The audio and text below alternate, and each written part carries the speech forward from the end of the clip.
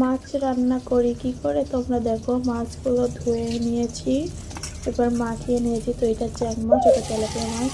মাছটা এবার তেলে দিয়ে ভেজে নিয়েছি হলুদ আর লবণ মাখিয়ে। অলরেডি আমার আগেও অনেকটা ভাজা হয়ে গেছিলো।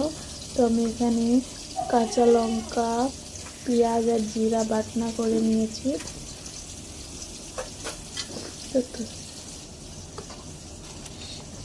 তারপর আমি তেলাপিয়া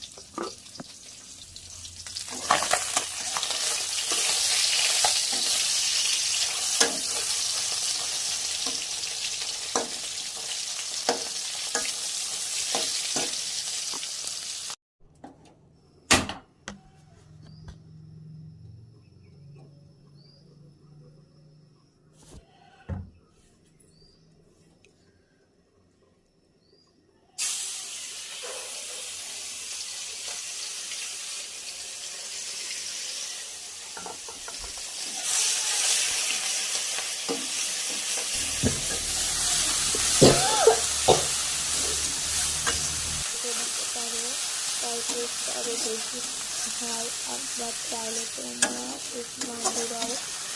জিরা ঝালে দিতে পারো। তো আমি কাঁচা লঙ্কাটা এটাকে এখানে অ্যাড করেছি যাতে টেস্টটা বেশ ভালো বেশি হয়।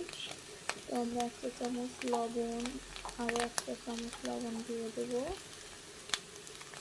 1 চামচ হলুদের গুঁড়ো দেবো। তারপর এটা একটু নেড়ে নেবো ভালো করে।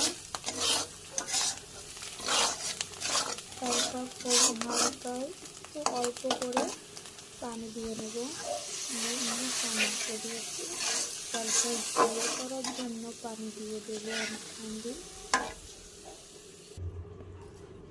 পানি দিয়ে দিলাম। তো এবার পানিতে মাছ দিয়ে একটু জাল দিলে রেডি চ্যাং মাছের ঝোল।